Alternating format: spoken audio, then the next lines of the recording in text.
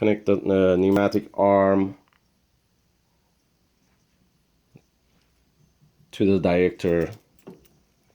Like I told you guys before, one flat washer, you can hold it in your hand, and your bolt and lock washer and flat washer, you pass them through these, and you put the second flat washer between this and this, so here. So, or you can keep it here and then slide this one on top and pass through and tighten.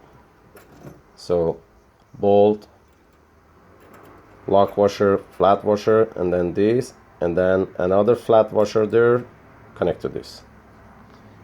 In this part you need to just hand tighten it. You don't need to tighten it too much because it's gonna be hard for you guys to remove it, and usually none of the companies they provide this tool because it's too big and it's gonna be expensive. So just leave it like not too loose and not too tight, just hand tight like that, and test it a few times, make sure it's smooth like that.